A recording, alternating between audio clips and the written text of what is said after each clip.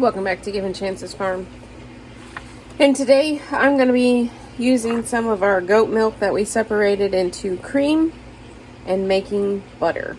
So what I have here is a quart-sized jar of the cream that we separated from the milk, a KitchenAid mixer, and I have a shield to help with the splashing.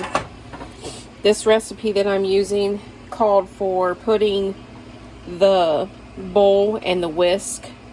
It said to put it in the refrigerator for 30 minutes, but I went ahead and just stuck it in the freezer for like 15. And they supposedly is supposed to help with getting the milk turned into the butter better. So shake it, and then I'm going to dump all of that in the bowl.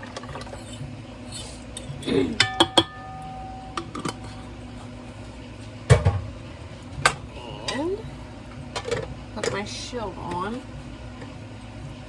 I'll leave the link in the description below on the recipe that I used. So, this is only, I think, like our second or third time that we've done this. So I gotta go back over the recipe to get it figured out. So it says, once you have the cream in the mixer, just turn your KitchenAid on high. So I'll lock it.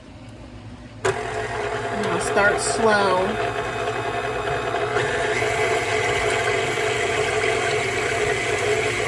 I got mine on 6. It goes all the way to 10.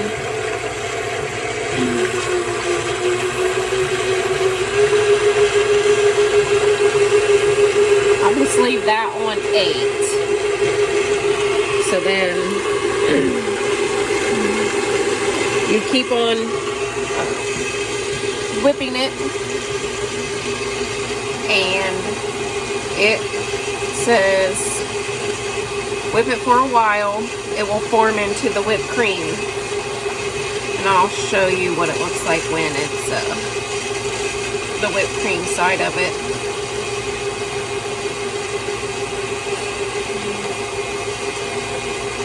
Even on the speed that it is on right now, it's still, even with the shield, it's still kind of splattering out.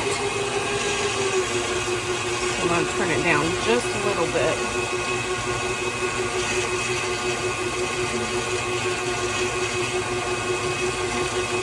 Let's see.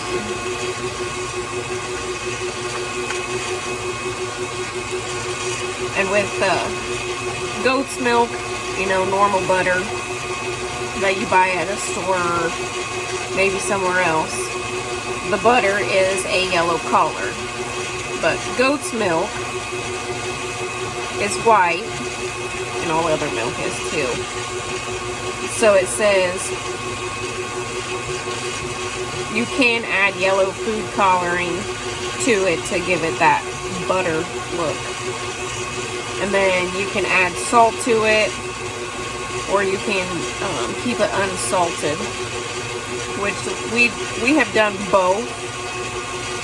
The first time we did it, we used salt, and the second time we didn't have salt in it. So that second time, it seemed like it didn't last as long before it started getting that goat taste to it, like when you drink the milk. I can taste it after day 3.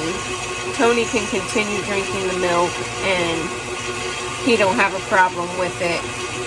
I think it's been all the way up to day 7, so he's okay with that. Me and the girls, we kind of get a little bit, we can taste it a little. Well, I should say me and one of the girls. The other girl, she's more like her dad. So, bring you over here. You can kind of see that it's getting a little bit thicker. So I'll continue doing this, and then when it starts to look like that whipped cream, then I will bring you back.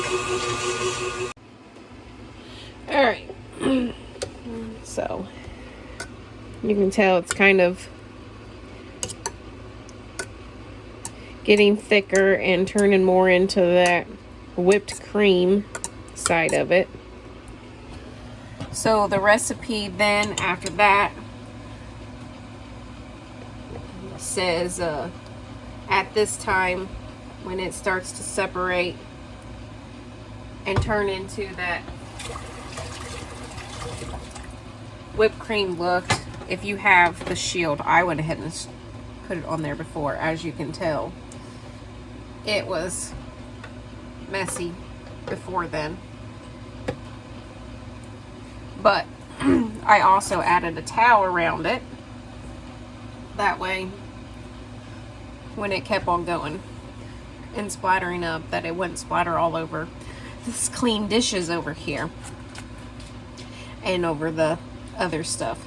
So once it reaches the whipped cream side of it, it says continue keeping your mixer on high, and the next process that it will go through is the buttermilk will separate from the butter itself. So then that's why they say at that time to add the splash guard, because it'll make a mess and splatter all over. So then it says keep mixing it on high for a little bit more, and most of the buttermilk will have separate from the butter, and the butter will cling to the whisk. So the whisk will like get full of the butter itself, and the buttermilk will be underneath. So then at that time, I guess you could, if you wanted to, use all parts of it. You could separate that buttermilk and put it in for some other recipe that you want to use, whether you're going to use it for your pancakes or your buttermilk biscuits, or you know, something like that. You can separate it then. So I will turn this mixer back on, and I will bring you back when it gets to the butter and the buttermilk that actually separate.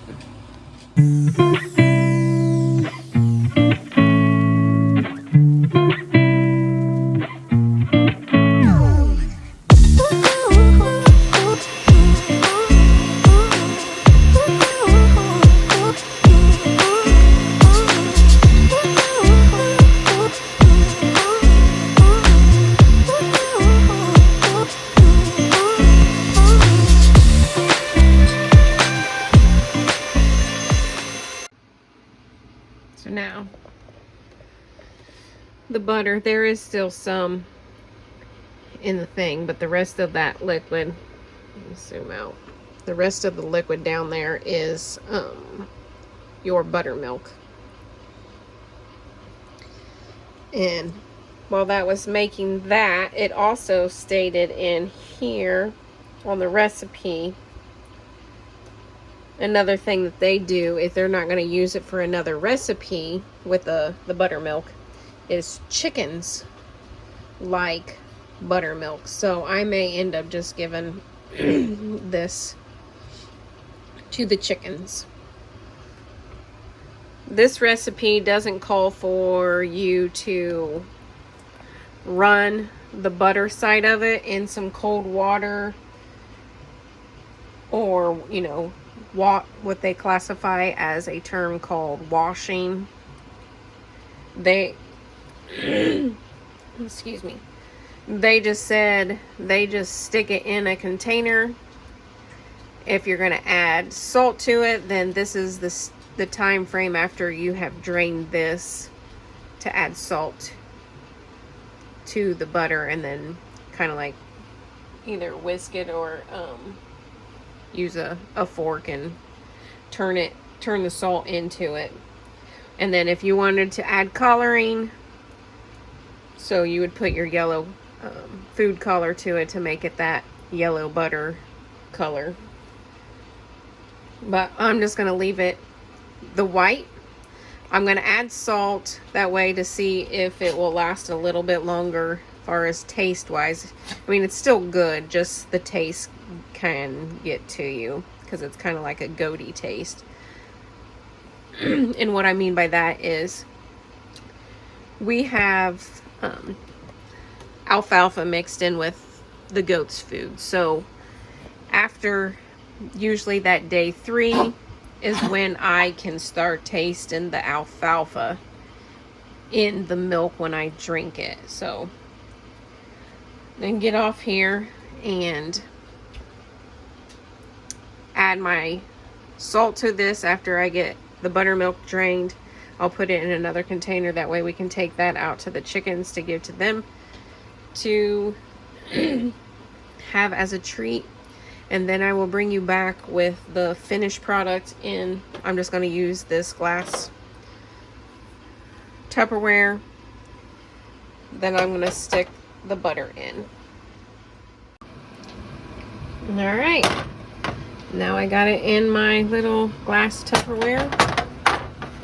And now all I got to do is put the lid on and see if I can get this done one-handed and stick it in the fridge. I may have went a little bit over with the salt because it doesn't really give you a measurement for the salt, but I have another quart jar that's not all the way full that I may end up running through and doing the same thing and adding it to this. That way, I mean, the salt doesn't taste that bad, but you can taste it in there a little more than what I would like it to, you know, be able to taste. So like I said, I'll probably whip up that other jar, turn it into the butter, and add it to that. And then it won't be as noticeable far as the salt wise. Hope you enjoyed watching the video. If you have any questions, leave those down below. Don't forget to like, subscribe, share on all your social media with all your friends and family, and we'll see you on the next one. Have a nice day. Bye.